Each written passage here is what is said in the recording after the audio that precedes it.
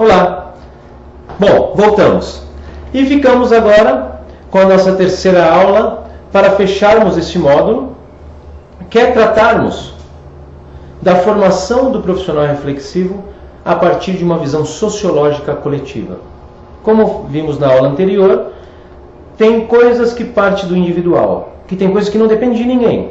Eu posso escolher reproduzir as questões morais e éticas, ou de ética e morais, como quiserem, ou eu posso transformar. E aí, isso vai depender da visão político-ideológica. Mais uma vez, não quero dizer quem está certo ou quem está errado, porque estou sendo imparcial neste julgamento. Mas que nós sejamos coerentes. Isso no âmbito individual. Agora, quando saímos do âmbito individual e partimos para o coletivo, existem coisas que precisamos prestar muita atenção. Para isso, é importante, nesse processo de formação do profissional reflexivo, entendermos que existem aprendizados mais significativos e menos significativos. Bom, a nossa proposta, em primeiro lugar, um profissional que atua e quer promover uma intervenção no âmbito coletivo, um dos principais fatores que ele precisa prestar atenção é na responsabilidade. Como já dissemos antes, existe a responsabilidade individual, é aquela quando eu cumpro com os meus prazos, quando os coordenadores ou líderes nos pedem coisas e a gente de pronto nos tornamos disponíveis para resolver uma situação. E é claro que nosso empenho é fundamental nesse processo, principalmente nas ações individuais, como fazer um relatório, como analisar um fenômeno de maneira individual. Mas nesse processo de assumirmos responsabilidade, existe também uma responsabilidade coletiva que aqui chamaremos de responsabilidade compartilhada. Vejamos, dentro de uma análise de uma situação, vamos pegar, por exemplo, um exemplo da saúde, onde num caso clínico, por exemplo, da fisioterapia, existe a minha participação individual nesse processo? Existe, de acordo com o grau de complexidade. Mas nós precisamos entender que em alguns casos é necessário que ocorra um trabalho em grupo. E aí, na individualidade, eu represento uma instituição. Para que esse caso clínico seja solucionado da melhor maneira possível, é importante que eu siga algumas normas, que algumas vezes são combinadas, outras não. Mas, para alcançar o sucesso, eu preciso entender que é necessário que ocorra a minha disponibilidade, ou que exista a minha disponibilidade e também a disponibilidade da instituição. O que queremos dizer é que ninguém erra sozinho e ninguém acerta sozinho. Eu costumo dizer aos meus alunos que é mais ou menos assim no começo do semestre. Eu torço e trabalharei para que todos sejam bem-sucedidos no final do semestre. Mas é importante dizermos que isso depende de mim, mas também depende de vocês. Quando eu digo isto, eu estou exemplificando da melhor maneira que eu consigo o que é desenvolver a responsabilidade compartilhada. Ou seja, ninguém aprende se não tiver alguém para ensinar, ou ninguém ensina se não houver alguém para aprender. Então, nesse processo, é importante que o profissional reflexivo crie estratégias, crie dispositivos de aproximação com o outro para se alcançar o sucesso, desejado pela instituição e individualmente. Porque sabemos que quando cada indivíduo faz a sua parte, e ele fazendo parte de um grupo de pessoas que também fazem a sua parte, inevitavelmente o grupo ficará muito forte e vai gozar de todas as glórias desse trabalho bem feito. Além disso, um profissional reflexivo é aquele que desenvolve a liderança. E aí, o termo liderança pode, em alguns momentos, sofrer distorções, pode ser deturpado. O que eu quero dizer com isso? Aqui, líder, na nossa definição, líder é uma coisa, chefe é outra. Isso, vulgarmente, né, nos corredores, com os amigos de trabalho, a tendência é que a gente consiga ver, ou a gente veja o nosso superior de diferentes formas. Eu espero que as pessoas vejam como líder. Por quê? A diferença entre o líder, a autoridade e o autoritário. Porque um líder, ele não precisa pedir para que as pessoas o sigam. Ele tem uma sensibilidade, ele tem uma característica capaz de fazer o outro brilhar. É bem difícil em dias atuais. Mas veja, em primeiro lugar, o líder é aquele que potencializa. O líder é aquele que faz com que as pessoas sempre mostrem o seu melhor. Bom, sendo assim, existem diferentes níveis de liderança. Já se perguntou, quando você teve o primeiro contato com essa peça do quebra-cabeça, dessa segunda peça do quebra-cabeça, que é a liderança, você pensou em maior ou em menor escala? É muito comum quando a gente pensa num líder, a gente pense já num ídolo, numa pessoa que ocupa um cargo, um cargo mais importante. E aqui a ideia é que a gente pense a liderança em diferentes níveis, porque inevitavelmente todo e qualquer ser humano, no mínimo, deverá ser líder da sua própria vida. Então, isto é uma capacidade, uma competência que pode ser desenvolvida em cada um. É claro que também eu não quero ter uma visão simplista deste fenômeno, porque, de fato, existem algumas pessoas que têm a predisposição à liderança. Mas mesmo você que está ouvindo, né, essa informação, que não se sente tão líder, existem dados importantíssimos, e eu posso trazer aqui a minha experiência de que alunos que não se apresentavam líderes, quando foram estimulados para tanto, conseguiram alcançar resultados significativos.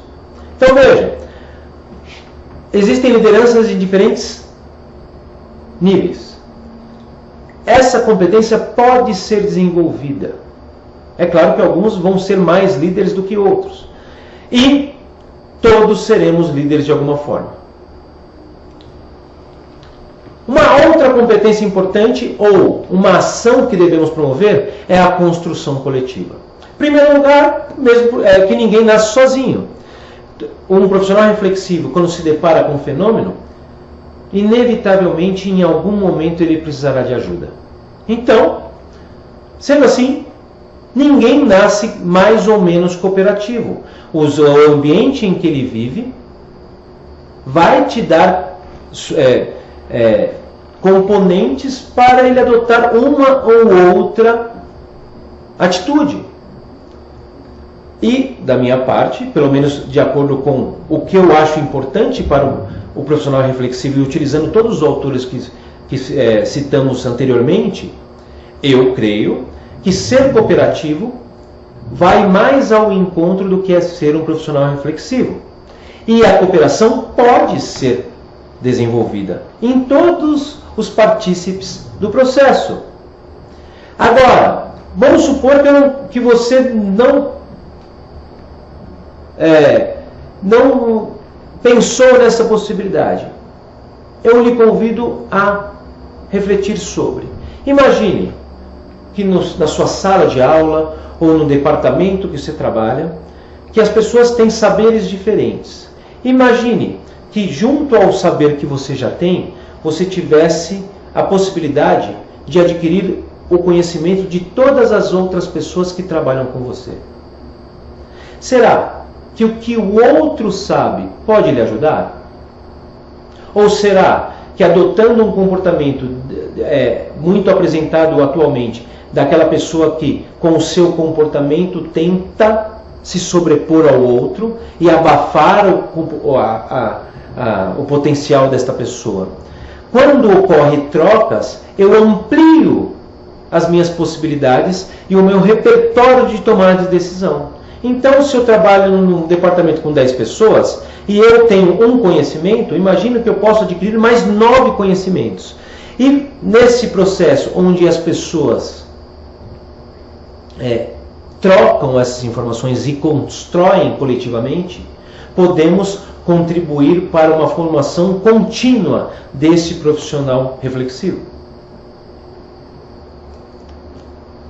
Bom, e a última peça do quebra-cabeças, e aqui não queremos também impor uma ordem de qual é mais importante. Em primeiro lugar, nós não nascemos prontos. Mais uma vez, eu não quero aqui dizer que não existe algumas capacidades e competências inatas, porém, eu também não posso dizer que o ambiente não pode agir sobre o indivíduo. Por isso que acredito em autores que são interacionistas, ou seja, é a junção do que é inato com o que o ambiente nos traz. É claro que essa definição que eu trago agora requer mais estudos aprofundados, porque o interacionismo traz muito mais informações. Mas, partindo do pressuposto que não nascemos prontos, é importante que todo profissional reflexivo, tanto no âmbito individual como no coletivo, busque instituições que valorizem a formação continuada. Pois o mundo muda, algumas coisas são reproduzidas, mas outras coisas são inovadas. E se eu não for atrás dessas informações, a chance de eu contribuir menos para uma transformação social ou para que a sociedade atual funcione de maneira harmoniosa, a chance se torna bem pequena. Além disso, quando alcançamos um objetivo, inevitavelmente outros objetivos surgirão. Pensando nessa evolução continuada ou na evolução gradativa da humanidade. E aqui percebemos o quebra-cabeça montado e percebe que não existe fechamento, existem mais espaços para que consigamos fechar o todo ou contribuir de uma maneira interessante, uma contribuição eficiente, eficaz e efetiva para a sociedade. E este círculo que está em movimento é nada mais para a gente refletir de que é um ciclo virtuoso e que cada peça tem a sua função no todo. E que se nós analisarmos de uma maneira global, uma pessoa que desenvolve a responsabilidade compartilhada, ele abre portas para a construção coletiva. A construção coletiva, quando eu aprendo a lidar com o que o outro sabe e que o outro não sabe, eu começo a me aproximar de características de um verdadeiro líder. E este processo, inevitavelmente, vai fazer com que a cada dia, ou de tempos em tempos, eu conquiste novas etapas, se caracterizando no desenvolvimento contínuo. Bom, isso tudo acredita-se que nos leva ou pode contribuir, porque não é uma coisa fechada, não é uma coisa automática, que se eu faço isto, acontece isso, porque quando lidamos com pessoas, lidamos com fenômenos sociais, dificilmente teremos alguma certeza desse processo. Mas a nossa contribuição para essa formação do profissional reflexivo é entendermos que alcançar a autonomia é fundamental para que possamos devolver à sociedade tudo aquilo que ela já nos deu até hoje. E aí usamos como autonomia a definição de que é aquele ser, e aí eu me amparo no que já disse um dia Piaget, é aquele ser que consegue tomar decisões no âmbito individual sem que prejudique o coletivo. Bom, aqui terminamos a nossa terceira aula e, contudo, o nosso módulo. Espero que tenham gostado e nos vemos mais adiante com possíveis dúvidas e estaria inteira disposição de todos vocês. Muito obrigado e até mais.